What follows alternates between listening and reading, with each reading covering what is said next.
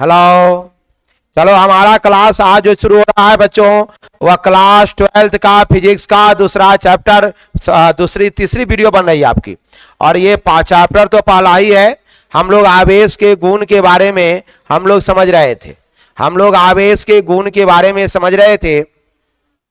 कल आप लोग पढ़ाई हो चुकी थी आवेश का क्वांटमीकरण के एक गिलास पानी में कितने इलेक्ट्रॉन हैं, कितने आवेश हैं, इसकी चर्चा पिछले दिन की हो चुकी है।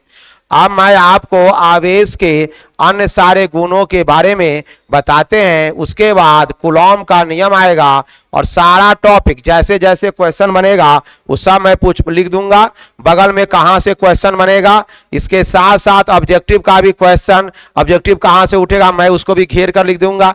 फिर मैं आपको बता दूं कि इसमें सब्जेक्टिव कहाँ से आएंगे वो भी घेर के लिख दूंगा। छोटी छोटी चीजों को बच्चे लोग कहते हैं कि सर क्वेश्चन पता नहीं चलेगा कि मैं कैसे लिखूंगा। चलो हम लोग का जो क्लास शुरू हो रहा है बच्चों, अब हमारा स्टार्ट होगा जो क्लास, वह क्लास होगा पहले होगा आवेश का जो गुण पढ़ रहे थे। तो आवेश का हमारा जो टॉपिक है पहले ये आपका है क्या, ये क्लास तो आप समझ ही गए होंगे, क्लास 12th है और आपका जो चैप्टर है वो 1 है।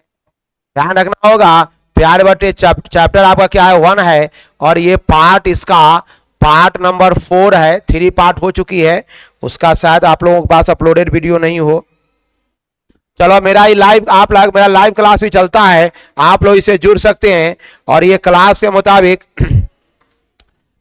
मुताबिक आप लोगों को इस पर डिटेल आज चर्चा लेनी है। अब आपको पढ़ना है, अभी जो मैं पढ़ा रहा हूं ये परीक्षा का प्रश्न नहीं होगा, आपका बेसिक कंसेप्ट होगा। और एक टॉपिक आएगा कि सर आवेश के गुणों को लिखें। एक क्वेश्चन मैं पहले लिखाऊंगा, पहले समझाता हूं। आवेश के 2 गुण आप पढ़ चुके हैं। आवेश का जो तीसरा गुण है वह आवेश क्या होता है, आवेश स्थानांतरीय। आवेश आपका क्या आता है, स्थानांतरीय होता है। मतलब क्या हुआ, आवेश जो है ना एक स्थान से दूसरे स्थान तक जाता है। अब रही बात कि सर ये आवेश जो स्थानांतरीय होता है रियल में क्या हुआ, आवेश का स्थानांतरण होता है। अब यहां समझते हैं आवेश का स्थानांतरण का मतलब हुआ, कोई पूछेगा कि आवेशन, इसका हिंदी नाम होगा, अगर आपको जानना होगा इसका नाम होगा आवेशन की विधि। आवेशन कैसे होता है जिसकी चर्चा आप लोगों को मैं करता हूं। फिर बहुत सारा लंबा क्लास होगा, चूंकि कई दिनों से क्लास ब्रेक है, तो आइए हम लोग देखते हैं कि इसमें आवेशन की कौन कौन सी विधि है।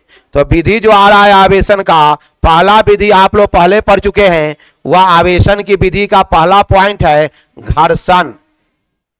आप जानते हो घर्षण विद्युत, माने घर्षण से क्या उत्पन्न होता है, विद्युत उत्पन्न होता है। इसकी चर्चा पहले हो चुकी है। दूसरा चाहे चालन द्वारा, चालन द्वारा आवेशन होता है।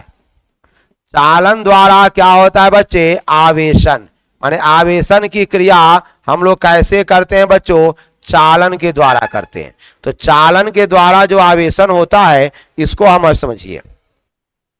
यानी कहने का अर्थ हुआ कि यदि मेरे पास 2 वस्तुएं हैं, ए और बी 2 वस्तुएं हैं, और यहां पर एक चीज ध्यान रखना है आपको कि 2 वस्तुएं मेरे पास है बच्चों, इसका कुछ नाम होगा। चलो अपना मन से नाम लिख देता हूं, ये ए है और बी है, और दोनों ये क्या है, ये दोनों कौन चीज है, सुचालक है। ये दोनों क्या है, सुचालक है, और ये भी क्या है, सुचालक है। अंतर कहां है दोनों में, ये आवेशित है और एक क्या है, अनावेशित है। एक आवेशित है, ये क्या है, आवेशित है, और ये है आपका अनावेशित। अनावेशित यानी अगर आप ये चालन द्वारा आवेशन मतलब हुआ कि यहां जो है आवेशित वस्तु से वस्तु के संपर्क में अनावेशित वस्तु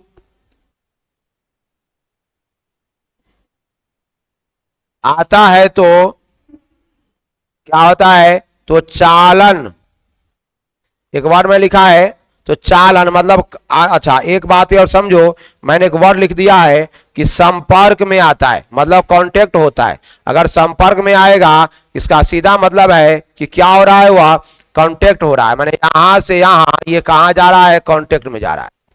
अब यहां से यहां क्या जा रहा है, आपको कांटेक्ट में जा रहा है, जिसको हम लोग क्या विधि कहते हैं, आवेशन का विधि कहते हैं। समझिए आपको, ए और बी क्या हुआ, संपर्क में आया, माने इसमें का जो इलेक्ट्रॉन है वह क्या इधर चला गया, माने आवेश चला गया। इसके अंदर क्या गया, आवेश गया, इलेक्ट्रॉन को मान लिया गया है। चलो यहां पर तो क्या हुआ, ये चालन द्वारा आवेशन हुआ। उसके बाद दूसरा टॉपिक आएगा प्रेरण द्वारा आवेशन। एक टॉपिक आएगा, सी टॉपिक जो आएगा आपके पास, वो एक टॉपिक आएगा प्रेरण द्वारा आवेशन। प्रेरण द्वारा आवेशन, समझिए बात को। इसमें ये होगा कि इसमें जो है ना कांटेक्ट नहीं होगा, विदाउट कांटेक्ट होगा। एक बात ध्यान रखना है, इसमें जो होगा रियल में समझिए तो विदाउट कांटेक्ट, बिना कांटेक्ट का भी आवेशन का गुण आएगा। बिना कांटेक्ट का भी किसका गुण आएगा, आवेशन का गुण आएगा। प्यारे बच्चों अब ध्यान दो, सर ये कैसे होगा, तो जरा फीलिंग करो ये कैसे होगा। अगर आप एक वस्तु को, मैंने एक वस्तु लिया, अब मान लो एक वस्तु ये है और दूसरी वस्तु ये है, और यहां ये क्या है, आवेशित है। आवेशित का मतलब ये हुआ कि इसमें जो है ना इलेक्ट्रॉन की जो संख्या होगी वह अधिक होगी प्रोटॉन से। संख्या अधिक होगी, किससे अधिक होगी बच्चों, प्रोटॉन की संख्या से। माने इलेक्ट्रॉन की संख्या अधिक होगी किससे बच्चों, प्रोटॉन की संख्या से। यहां जो है इलेक्ट्रॉन की संख्या क्या होगी बच्चों, अधिक होगी। चलो यानी अच्छा ये पहली स्थिति हुआ, ए मान लो और ये बी हो गया। अब ये तो समझने के लिए है ना, ये परीक्षा में क्वेश्चन इससे नहीं आएगा। क्वेश्चन जब जो आएगा मैं आपको एक एक क्वेश्चन लिख कर बगल में उसका आंसर भी लिख दूंगा। जो क्वेश्चन परीक्षा में आएगा ऑब्जेक्टिव को भी लिख दूंगा, ये समझने के लिए है। स्वाभाविक बात है कि यहां पर आप जब फिलिंग करोगे तो यहां आवेशन है, इसका मतलब है कि इसमें माइनस की मात्रा क्या होगी, ज्यादा होगी, और प्लस की मात्रा कम होगी। अब आप आगे की ओर बढ़ोगे तो जब आप फिलिंग करो कि यहां पर हम लोग इसमें क्या होगा, ये अनावेशित है। अनावेशित का मतलब हुआ, अनावेशित का मतलब हुआ कि इसमें जितना जो है इलेक्ट्रॉन की संख्या होगी, इलेक्ट्रॉन की संख्या बराबर प्रोटॉन की संख्या। ध्यान रखना है आपको, जितना इलेक्ट्रॉन होगा बच्चों उतना ही इसमें क्या होगा, प्रोटॉन होगा। अब आगे की ओर हम लोग देखें, आगे की ओर हम लोग देखते हैं, यहां समझिए जितना इसका इलेक्ट्रॉन होगा उतना ही प्रोटॉन होगा। अब यहां पर एक चीज फिलिंग करनी है आपको, सर फिलिंग क्या करनी है, तो यहां पर जितना माइनस है उतना क्या होगा, प्लस होगा। जितना माइनस है उतना ही क्या होगा, प्लस होगा। अब ये माइनस की संख्या यहां बढ़ गई है, इसका मतलब क्या है, अगर आप इसको अलग ढंग से समझोगे तो ये ऐसा पोजीशन बनाएगा, ऐसा ये बनाएगा कि यहां माइनस की मात्रा ज्यादा है तो इसके बगल वाला जो पोर्शन है सब कहां आ जाएगा, प्लस आ जाएगा। यानी ये माइनस वाला जो इधर प्लस था सब एक साइड की ओर आ जाएगा, माइनस की ओर आ जाएगा। यानी आवेशन तो हुआ, प्रभाव तो यहां पड़ा, लेकिन विदाउट कांटेक्ट प्रभाव पड़ा। यानी आवेशन की क्रिया तो हो रही हुई, लेकिन क्या हुआ, विदाउट कांटेक्ट, बिना संपर्क के आवेशन की क्रिया हुई। ये बातें आप लोग विधिवत तौर पर समझ जाएंगे कि बिना आवेशन की क्रिया, आवेशन हुआ लेकिन विदाउट कांटेक्ट हुआ, इसे हम लोग क्या कहते हैं, प्रेरण द्वारा आवेशन। बिना संपर्क का आवेशन, बिना संपर्क का क्या होगा आपका, आवेशन। ये बातें आपको ध्यान रखना है कि संपर्क की जो बिना संपर्क का क्या हो गया, आवेशन की क्रिया आप लोगों को क्या हो गई, शुरू हो गई। चलो अब नेक्स्ट टॉपिक में हम लोग बढ़ते हैं। तो ये सब आपका इंट्रोडक्शन था, जो पढ़ना था, जो मैं बताया। टॉपिकली क्वेश्चन जो अब शुरू करेंगे ये सारे के सारे पीडीएफ टेलीग्राम पर, व्हाट्सएप चैनल पर चले जाएंगे। आप लोग उसको नोट कर लेना, ग्रुप में भी भेज देंगे ताकि आप लोग अधिक बच्चे को फायदा हो पाए। अब नेक्स्ट टॉपिक में आप समझते हैं, हम लोग नेक्स्ट टॉपिक में हम लोग जो आने जा रहे हैं उसके अंतर्गत आज एक टॉपिक क्वेश्चन हम पढ़ाएंगे आपको।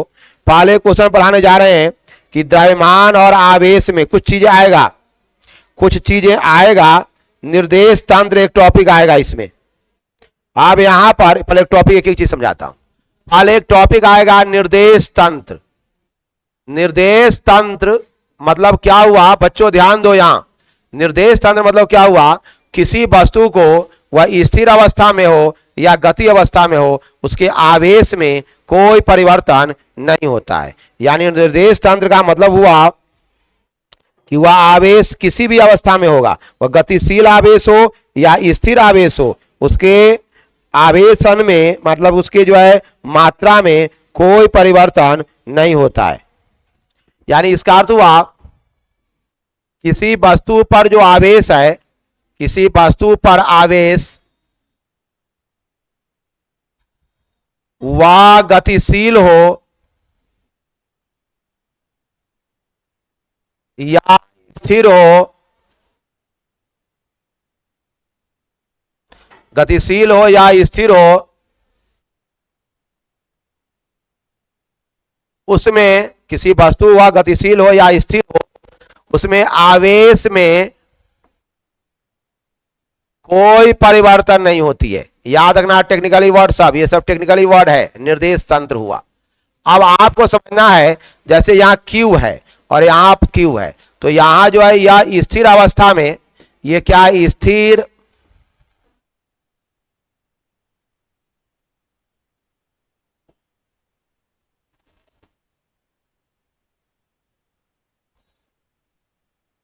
यह वह स्थिर अवस्था में और गति अवस्था में इसके आवेश में कोई परिवर्तन नहीं हुआ, इसको हम लोग निर्देश तंत्र कहते हैं। टेक्निकली बात समझिए। अगला क्वेश्चन आपका क्वेश्चन बना सकता है, मैं क्वेश्चन लिखता हूं। अब द्रव्यमान और आवेश में क्या अंतर है? द्रव्यमान और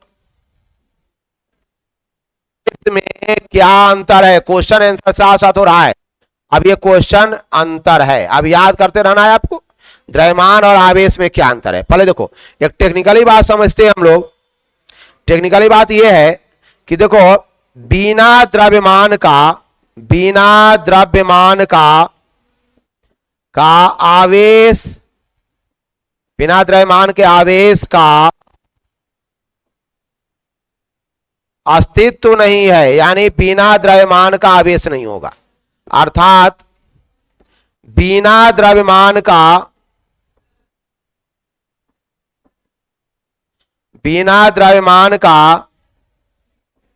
आवेश नहीं होता है। जब तक द्रव्यमान नहीं होगा तब तक आवेश नहीं होगा, जब तक द्रव्यमान नहीं होगा तब तक ध्यान रखना है बच्चों, आवेश नहीं होगा। ये बातें बहुत टेक्निकली बातें आप लोगों को ध्यान रखना है, हमेशा ध्यान रखना है।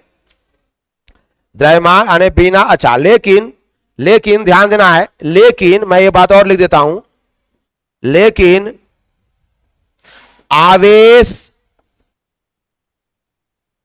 के बिना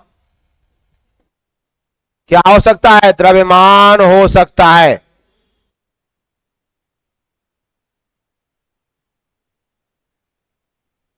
लेकिन आवेश के बिना क्या हो सकता है? द्रव्यमान हो सकता है। बिना द्रव्यमान का आवेश का अस्तित्व नहीं है, बिना द्रव्यमान का आवेश नहीं होता है, लेकिन आवेश के बिना द्रव्यमान हो सकता है। टेक्निकली बात सब समझ रहे हैं। एक चीज और ध्यान रखना है, आवेश का सीजीएस मात्रक, याद रखना है, परीक्षा में क्वेश्चन पूछ रखा है, ये ऑब्जेक्टिव पूछेगा। आवेश का सीजीएस मात्रक लिखा है थे स्टेट कूलॉम्ब, याद रखना स्टेट कूलॉम्ब है। इसको हम लोग ESU भी रहेगा, याद रखना इस बात को। नेक्स्ट टॉपिक में आएगा आवेश का बीमा, समझो ये सब ऑब्जेक्टिव क्वेश्चन बनाएगा, आपको एकदम कंट्रोल कर लेना है आपको। आवेश की बीमा, तो आवेश पढ़ा होंगे Q बराबर क्या पढ़े होंगे? IT 10th क्लास में पढ़े होंगे आप। तो यहाँ Q का Q इसका बीमा हो गया। ये बीमा भी परीक्षा में पूछा जा सकता है। ये सब ऑब्जेक्टिव क्वेश्चन हम पढ़ाने के बाद सब वो रीड कर देंगे, लिख देंगे, ओ मतलब ऑब्जेक्टिव का क्वेश्चन होगा वो, ताकि बच्चे लोगों को क्लियर रहेगा। चलिए नेक्स्ट टॉपिक में हम अंतर अब शुरू करेंगे। यहां लिखेंगे आवेश और यहां लिखेंगे द्रव्यमान, सर यहां लिखेंगे आवेश और यहां लिखेंगे द्रव्यमान। चलो टेक्निकल एकदम एक एक क्वेश्चन लिख देंगे, कोई परेशानी आप लोग नहीं होने जा रही है। क्वेश्चन नहीं आया आप हम क्या, कहां से क्वेश्चन पूछेगा, ये घेर देंगे कि ऑब्जेक्टिव का क्वेश्चन बनाएगा। अब यहां सुनो, पहला टॉपिक है आवेश क्या क्या हो सकता है। आवेश धनात्मक हो सकता है, कौन हो सकता है, ऋणात्मक हो सकता है, और क्या होगा, शून्य होगा।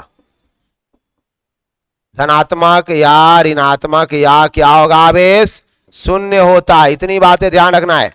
आवेश क्या होगा, धनात्मक होगा, ऋणात्मक होगा, या क्या होगा, यहां शून्य होगा।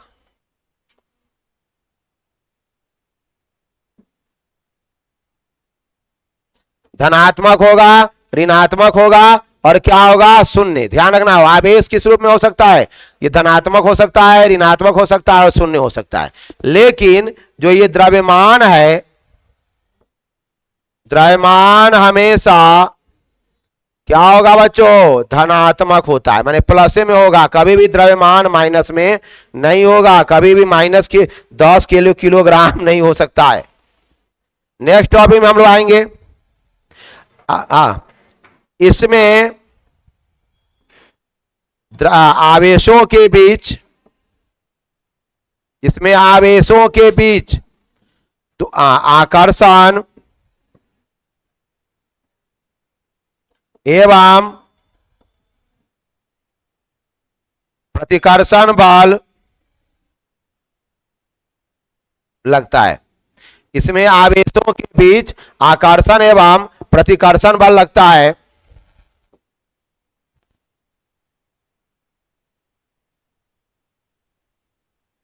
इसमें द्रव्यमानों के बीच केवल आकर्षण बल होता है। याद रखना, ये सब टॉपिकली क्वेश्चन है। केवल आकर्षण बल, द्रव्यमानों के बीच आकर्षण बल होता है। जो पढ़े होंगे आप लोग, गुरुत्वाकर्षण बल में पढ़े होंगे ये बातें, गुरुत्वाकर्षण बल में पढ़े होंगे। हाँ, तीसरा पॉइंट है कि आवेश का बल आवेशों के बीच वाला माध्यम पर निर्भर करता है।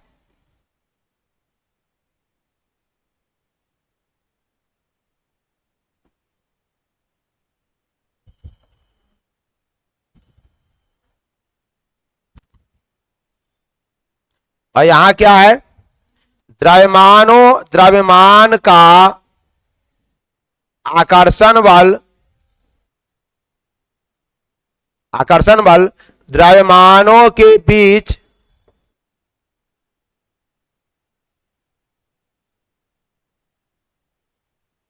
के माध्यम पर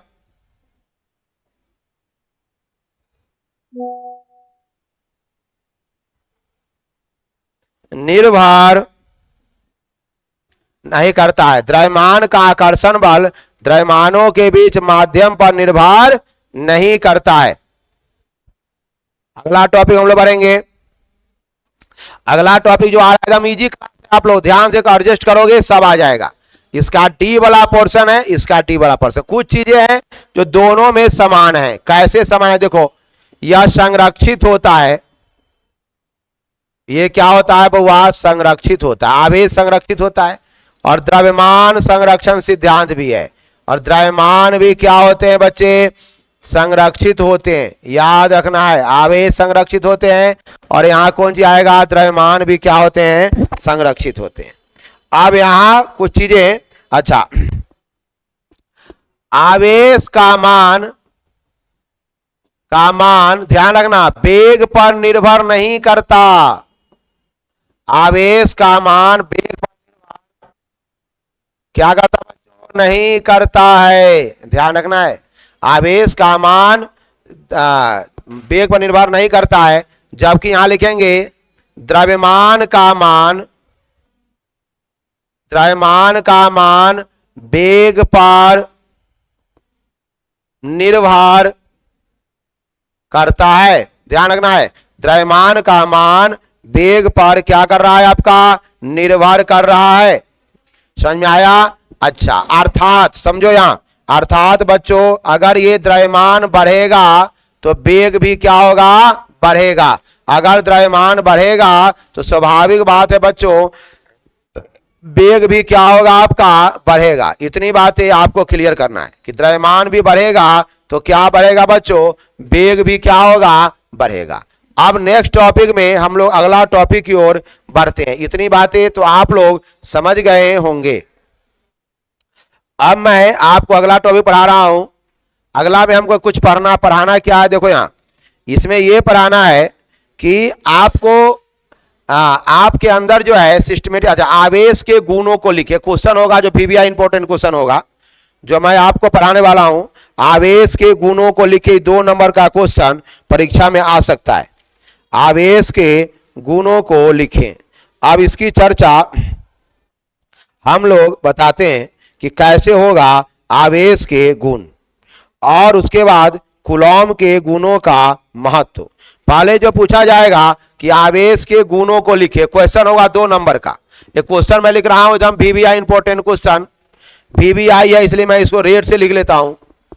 एकदम है क्वेश्चन क्या होगा, आवेश के गुणों को लिखे। एकदम गुणों को लिखें। बच्चे लोग पिछले बार कर रहे थे कि सर थोड़ा पता नहीं चल रहा है क्वेश्चन क्या पूछेगा, इसलिए मैंने साफ सुथरा ढंग से क्वेश्चन भी आपको लिख रहा हूं। अब इसका आंसर जो होगा आपको पता है, इसका जो आंसर होगा इसको देखो। पहला है क्या, आवेश क्या रहता है, संरक्षित रहता है। पहला टॉपिक है आपको क्लियर हो गया। दूसरा क्या आता है, आवेश का बड़ा क्वांटमीकरण होता है। क्वांटमीकरण होता है किसका, आवेश क्वांटमीकरण होता है। तीसरा क्या होता है, आवेशों का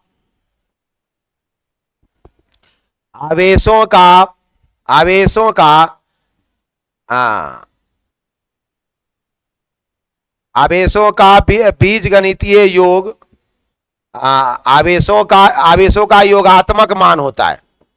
योगात्मक मान होता है, मतलब आवेश जो है ना आप जोड़ के लिख सकते हैं। तो ये आपका क्या टेक्निकली क्वेश्चन है जो आपके परीक्षा में पूछा जा सकता है कि आवेश के बारे में जो क्वेश्चन आपके परीक्षा में योगात्मक मान होता है। चौथा पोर्शन आएगा, एक पोर्शन और लिखना पड़ेगा कि आवेश का स्थानांतरण होता है। आवेश का स्थानांतरण होता है। कुछ बातें आप समझ सकते हैं आवेश के बारे में, और भी चीजें पढ़ चुका होगा। समान आवेश में क्या होता है, अब यहां जो है होता है किसी निकाय का,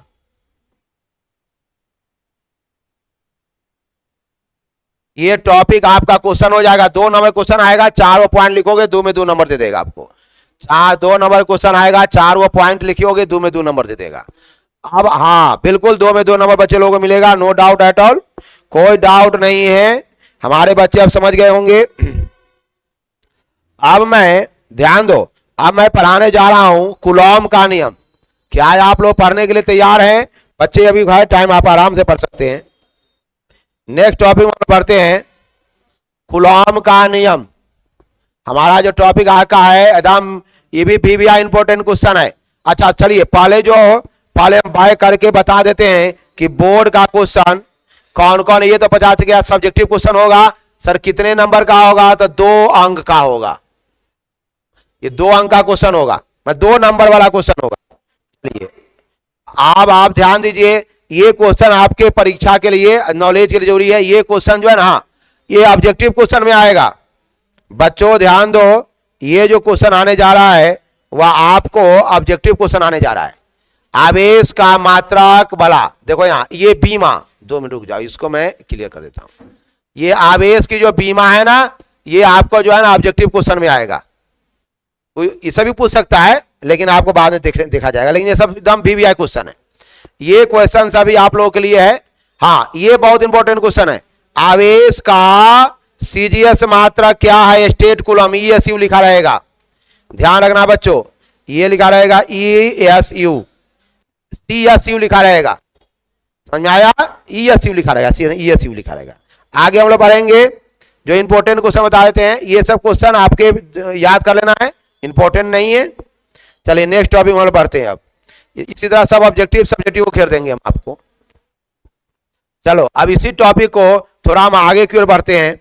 एक एक चीज जो है नेट एंड क्लीन हमारे बच्चों को होना चाहिए, कि कोई बच्चे को कोई परेशानी क्रिएट ही नहीं हो, सभी कुछ साफ सुथरा ढंग से होना चाहिए। अब यहां पहले समझो, नेक्स्ट टॉपिक में हम लोग जो आ रहे हैं उसका नाम समझिए। अब पढ़ना है कूलॉम का नियम। बड़ी टेक्निकली क्वेश्चन आया है। चलो ये क्वेश्चन में पूरा कंसेप्ट है, पूरा कंसेप्ट है। वह क्वेश्चन आएगा कूलॉम का नियम। एक टॉपिक आया है कूलॉम का नियम को लिखें, कूलॉम के नियम को लिख कर समझावे। देखो बड़ा लंबा टॉपिक है ही। आज हम इंपोर्टेंट शुरू हो गया है। बच्चे लोग अब्सेंट है तो मैं क्या करूं उसको, बच्चे लोग अब्सेंट है तो मैं क्या करूं उसको। मैं कहा कि क्लास अब कितना दिन वेट करेगा आपको। अब यहां पर समझो, पहले टेक्निकली बात हम समझेंगे। पहले एक वर्ड आएगा वैद्युत बल, एक टॉपिक आएगा कि सर वैद्युत बल। एक एक टॉपिक मैं समझा देता हूं पहले, जो आपको समझ में आएगा। सर ये वैद्युत बल क्या होता है, तो आपको जानना होगा कि दो आवेशों के बीच जो बल लगता है, आवेशों के बीच, दो आवेशों के बीच कार्य करने वाले बल को हम लोग कौन जी कहते हैं, वैद्युत बल कहते हैं। ध्यान देना होगा। दो आवेशों के बीच, दो आवेशों के बीच, दो आवेशों के बीच लगने वाला कौन बल हो सकता है, वह लगने वाला आकर्षण बल भी हो सकता है और प्रतिकर्षण बल भी। आकर्षण या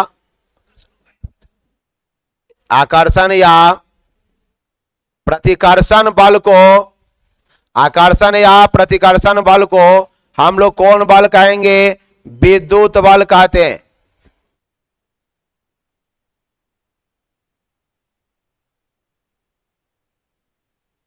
दो आवेशों के बीच लगने वाला आकर्षण या प्रतिकर्षण बल को हम लोग विद्युत बल कहते हैं।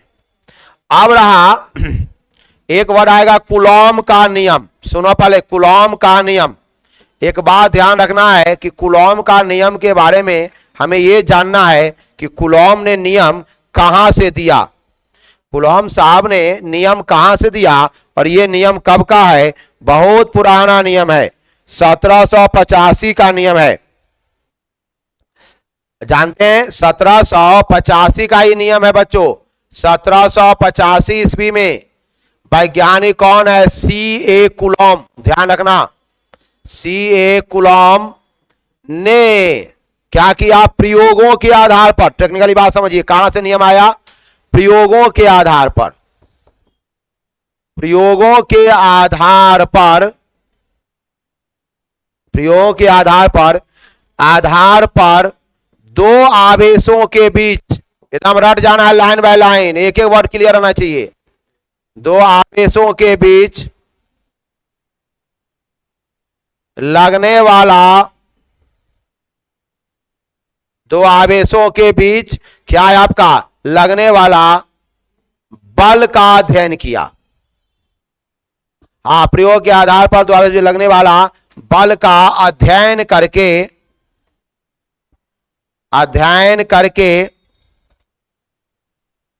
स्थिर विद्युत संबंधित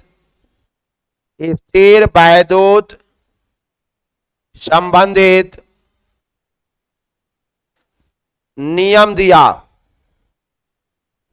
स्थिर विद्युत संबंधित नियम दिया, उसे हम लोग क्या कहते हैं, कूलॉम का नियम। उसे हम लोग नाम देते हैं कूलॉम का नियम। यानी 1785 में C.A. कूलॉम ने प्रयोगों के आधार पर दो आवेशों के बीच लगने वाले बल का अध्ययन करके स्थिर विद्युत संबंधित नियम दिया। इसे कूलॉम का नियम हम लोग कहते हैं। कूलॉम का नियम हम लोग क्या करते हैं, इसे हम लोग कौन नियम कहते हैं प्यारे बच्चों, कूलॉम का नियम हम लोग कहते हैं। अब इतनी बातें सभी बच्चे को समझ में आ गया होगा। अब यहां पर ध्यान देना है कि ये किसके बीच बल लगाया था, तो दो आवेशों के बीच लगने वाले बल का अध्ययन किया गया था। अगला टॉपिक में हम लोग फिर बढ़ेंगे। नेक्स्ट टॉपिक में यह है कि सर ये कूलॉम का नियम कैसा नियम है, तो प्रयोग के द्वारा आधार पर आया गया है, कोई इसका प्रूफ नहीं है, प्रैक्टिकली उन्होंने सीखा। और फोर्स नापने के लिए टार्जन नामक तराजू का प्रयोग किया था, जो आपको लिखा गया किताब में, टार्जन। उससे पूछा नहीं जाता क्वेश्चन, ध्यान रखना है, एक्स्ट्रा थोड़ा हो गया। अब मैं आपको कूलॉम के नियम के बारे में बता रहा हूं, उसको ध्यान से समझिए। ये कूलॉम का नियम आप लोग 11th में भी पढ़े होंगे। माना कि दो आवेश है, यहां पर एक छोटी छोटी चीजें मैं लिख रहा हूं, ध्यान से सुनो।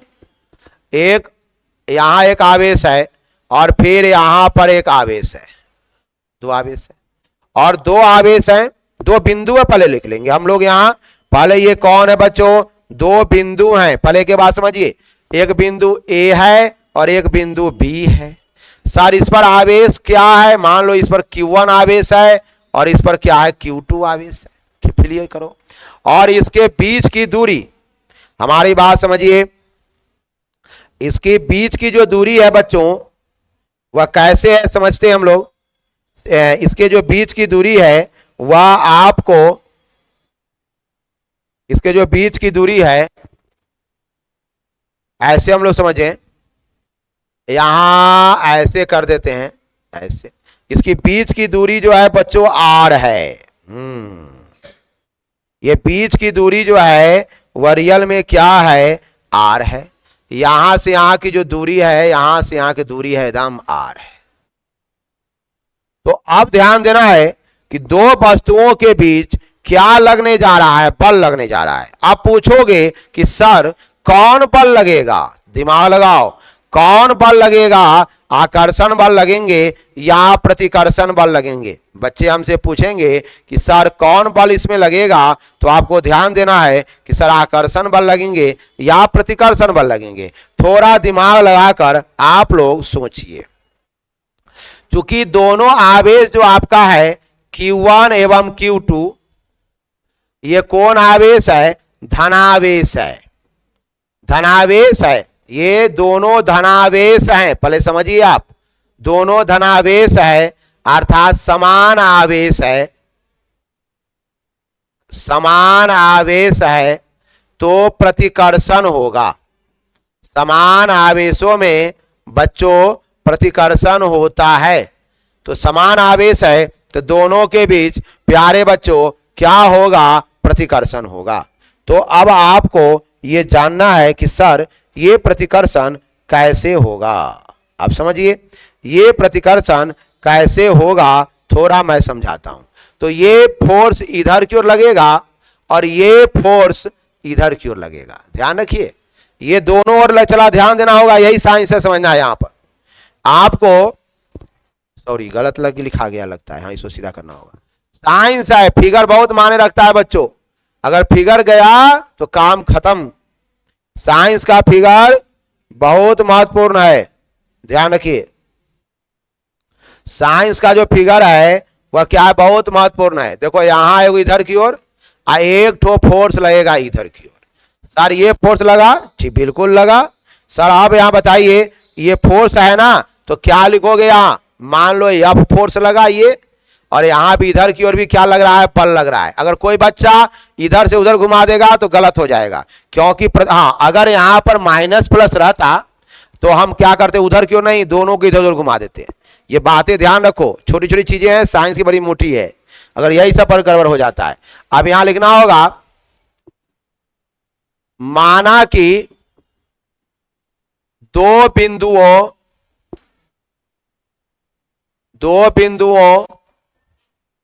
ए और बी है, दो बिंदुओं कौन है, ए और बी है, उस पर क्रमशः Q1 एवं Q2 आवेश है। कौन आवेश है, Q1 और Q2 आवेश है, तथा की दूरी, इसकी बीच की दूरी एकदम इजी समझिए, बीच की दूरी स्मॉल आर है, बीच की दूरी एकदम क्या है, वो स्मॉल आर है, एकदम इजी क्वेश्चन है, क्लियर कट कंसेप्ट है। दोनों आवेश सजातीय हैं, समान आवेश नहीं लिखेंगे हम, यहां सजातीय लिख दो, ज्यादा अच्छा रहेगा, एक जाति का है। अपने जाति से लोगों को झगड़ा रहता है ना, सजातीय है, आवेश सजातीय हैं, तो दोनों के बीच प्रतिकर्षण बल उत्पन्न होता है।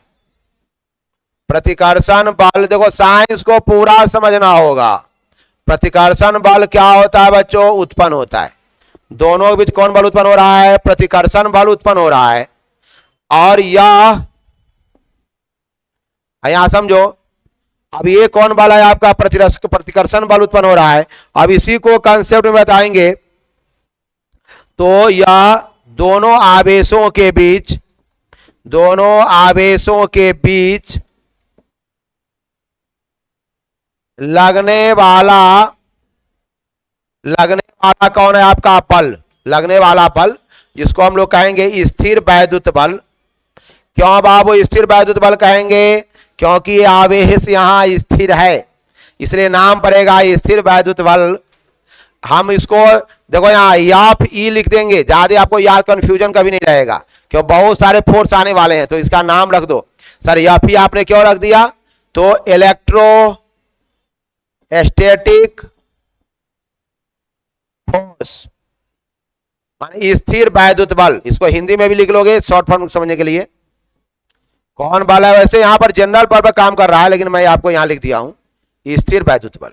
यहां जो है वैसे तुम्हारे किताब में केवल बल की बात हुई है, तो हमने आपको समझने के लिए ये आवेशों को रखा है। तो अब यहां पर समझो, या फिर इसको अभी हम लोग ऐसे भी लिख सकते हैं, अभी बाद में इसको स्टडी में ले लेंगे, कोई टेंशन नहीं है। तो हम यहां पर ऐसे भी लिख सकते हैं, यफ ही लिखो, चाहे यहां पर तत्काल यफ ही बराबर यफ लिख देता हूं। अब यहां पर एक टॉपिक आगे की ओर बढ़ेगा। इन्होंने बोला, इसको समझिए, इन्होंने क्या बोला इसको समझिए। इन्होंने बोला दो स्थिर, या नियम है इनका, दो स्थिर बिंदुओं के बीच, दो स्थिर बिंदुओं के आवेशों के बीच, दो स्थिर बिंदुओं, अच्छा रुको, इसको मैं समझता हूं कि शायद लंबा तो नहीं हो रहा है, रहने देता हूं, अगला फिर बच्चे लोगों को दिक्कत हो जाएगी, फिर अगले दिन के लिए क्लास में इसको रखता हूं। तब तक के लिए आप लोग थैंक यू ऑल स्टूडेंट।